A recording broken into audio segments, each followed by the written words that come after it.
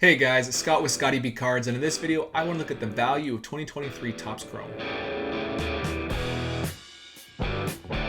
Recently, Topps Chrome was released about a month or two ago, and Topps Chrome is always one of the most sought after, if not the most sought after set every single year. But I wanted to know, how much value will you actually get if you open a hobby box? Will you make money? Will you lose money? What's the exact money you can expect out of a box on average? So what I've done is I've actually watched 108 hobby boxes opened. I've actually taken all the hits and I put them into a spreadsheet. I got all the comps, and I'm going to show you all of that information right now and what you can expect out of your box. My goal again is to show you what you can and can't expect and whether this product is worth your time and your money. One thing I want to note is I did this video in the past on a really high-end product that came with like 2 cards in the box, and each of those cards was already autographed. This is very different because each box had so many different hits that I had to narrow it down, and we'll talk about that. But we'll really look at, on average, what you can expect. I want to talk about my methodology and how I got to this. The first thing I'll say is I watched 108 hobby boxes opened by Layton Sports Cards across 9 different box breaks. You get 12 hobby boxes per case,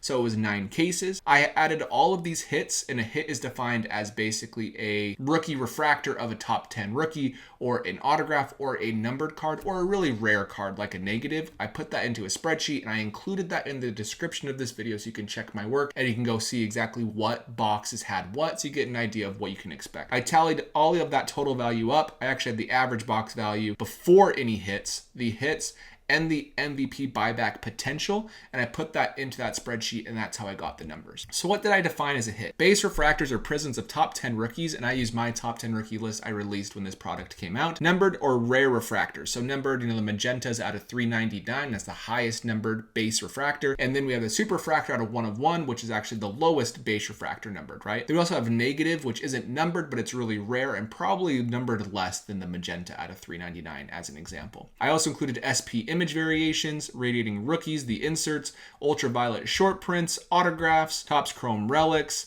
Ohtani and Acuna refractors for the MVP buyback program, and that's it. So I picked Ohtani and Acuna. I know Ohtani probably will win for sure. Acuna is most likely, but there are other challengers in the National League. But I picked those two because if it isn't Acuna, let's say it was somebody else, then you could actually just substitute and guess on average, you can still get this many refractors of the MVP buyback program as an example. What did I not include? I did not include rookie inserts of common sets like 1988 Topps, Titans, or Future Stars. One thing I'll note is to say 1988, not 988, but you know what I'm saying. Rookie refractors of not top 10 rookies. So there are some rookies that didn't make the top 10, like Josh Young. And then we also had Yoshida didn't make the top 10 in regards to like best to collect based off of my factors. And that's all opinion. And you can talk about that later if you'd like. But just know I have a base value of about $25 for every single box of other rookie refractors, rookie cards, insert cards, vet refractors, not numbered, but like the base refractors.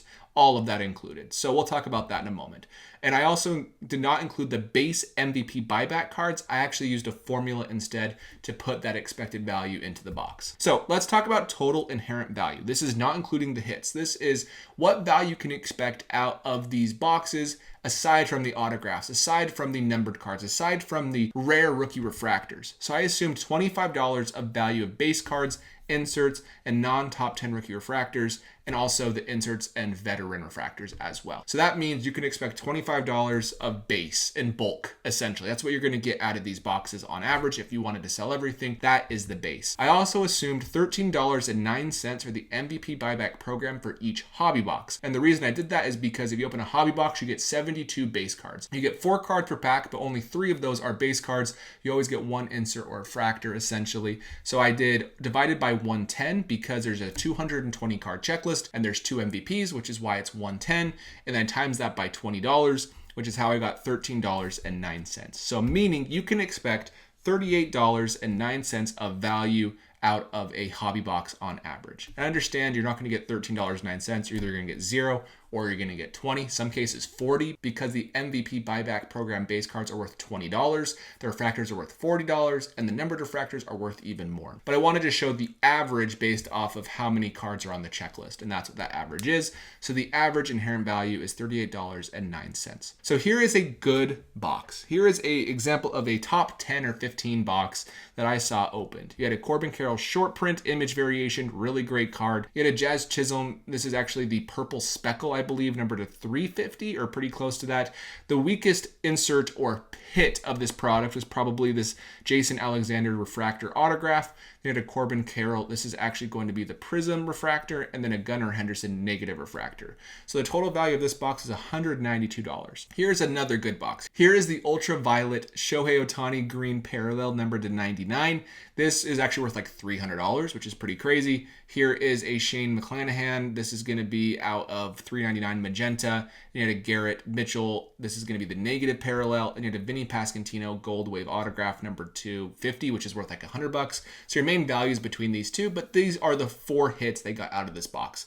Nothing else was of major note, but that was a good box. One of the very best boxes, if not the best box that we saw. The bad. Here is the worst box that you can expect to get, and some of you will or already have gotten this box, and you're saying that is unfortunate, but we had a JD Martinez purple number to 250. That's worth $2.05.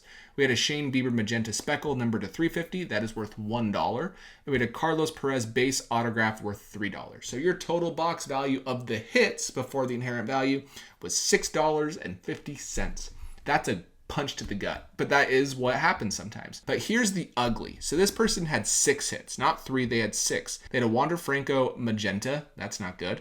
And then you had a Prism of Anthony Volpe, that's good. You had a Corbin Carroll refractor, that's good. You had a Giancarlo Stanton, this is the purple speckle. I don't know if that's number 2 at maybe 125, I'm not sure. And then we have a refractor of Anthony Volpe, that's good. And we had an autograph of Cal Stevenson. We ended up getting 6 hits in this box, and it was still only worth $40.05. So there are boxes where if you get a lot of good stuff out of it, like these rookie refractors, this one hobby box is probably only worth half of what the value of the box was. So pretty tough overall. Obviously you could grade these. These came back PSA 10, you made your money back, but that is more costs and more risk that is not guaranteed. So the next question is, how many total top rookie autographs did we get? There's 108 boxes opened. You get 1 autograph per box. They're all basically rookie cards. How many top rookies did we get? We did not get many. These are the 3 top rookie autographs that I saw pulled out of Topps Chrome. Gabriel Moreno, 0. Michael Harris, 0. Ezequiel Tovar, 1. It was a base card. Jordan Walker, 0. Francisco Alvarez, 1. It was a refractor out of $4.99. Riley Green, 0. Volpe, 0. Adley Rutschman, 0. Gunnar Henderson, 0. And Corbin Carroll, 1. It was a refractor autograph out of $4.99. So this set is incredibly difficult to get autographs out of that are worth more than a few dollars. There are a few sleeper rookie cards that I was surprised were worth so much money, the autographs. And if you get a really low numbered of a specific player like that Pasquantino we saw earlier, they're worth hundreds of dollars. But of the top rookies, it's going to be difficult because I think the rookie checklist is like 120 to 130 players. And a lot of these rookies played 1 or 2 games and then went back to the minor leagues. And you have basically a 1 in 108 chance, but not even exactly that, because in the past, Topps has short printed the base rookie autographs of the top guys and overprinted the base rookie autographs of some others. Simon Woods Richardson is a player I saw probably 5 or 6 base autographs of in those 108 boxes. And also Yover Peguero for the Padres. I believe that's how you say his name. I saw a ton of his base autographs as well. So my point is, don't expect any top rookie autographs. That's going to be a very hard thing to pull. Other notes, there's only 3 true hits per box, basically guaranteed for a hobby box. There's only 1 box that didn't have 3 true hits. It only had 1 hit and no autograph. I think that was an accident by Topps, and it was only 1 out of 108 boxes. So 3 true hits per box, 2 numbered cards, and a rookie autograph. That is what I had across the board, or a negative. Those aren't numbered, but it's basically numbered. There's only 1 vet autograph, meaning 1 veteran. So there's 107 rookie autos and only 1 veteran autograph out of 108 boxes opened. Really tough to get any value out of autographs in this specific product. 2 boxes had 7 hits. So the 3 of these, maybe an insert that was numbered, and then other top 10 rookie parallels of refractors or prisms, which is crazy. 6 boxes had 6 hits. And hits did not always mean value, which I showed with the ugly box a moment ago. So let's talk about the financial breakdown. The whole reason we're here. This is with inherent value. We're going to do it with and without. The average value of a hobby box was $103.96, which is 70% of the current selling price on Topps.com of $150. I did not include taxes and shipping, just $150. Maybe go to a card shop and you live in a state with no sales tax, $150 if all things are perfect. The median value is actually a little bit lower. It was $78.59. That's actually only 52% of the box value. 25th percentile, so the 25th best box out of 100, so the 25th on that scale, only had $60.09 of value, which is 40% of value, and that's including, again, the inherent value of $38 given to you because of the MVP buyback program, as well as the $25 of expected value of base and rookies. The 75th percentile was $122.59, about 82% back. That's pretty good. So 75th to 100, it's a 75th percentile. It's the 75th best box, essentially, at $123. The 80th percentile was $135.09, which is 90% of the value. The 90th percentile is actually making you money at $174.09, 116%, so you made some money. And the break-even percentile was the 86th percentile with $152.09. I believe that was like the 90th or 92nd out of 108 of the boxes. So 17 boxes paid off and broke even, and that was with inherent value. So how about if you don't want to sell your base bulk cards, you just want to sell your hits? Let's look at that. The average value was $65.88, a huge fall off of the $103.96. That was the average. The median was $36.50. So the 25th out of 108 boxes was $22, which is only 14% return. 75th percentile is $85, which is 56% return. 80th percentile is $97. 90th percentile is $136. So even if you have one of the top 92-ish boxes, you're actually not going to get full value back. The break-even percentile was the 92nd percentile without the inherent value. So that is pretty tough. And only 11 boxes paid off of 108. So it just goes to show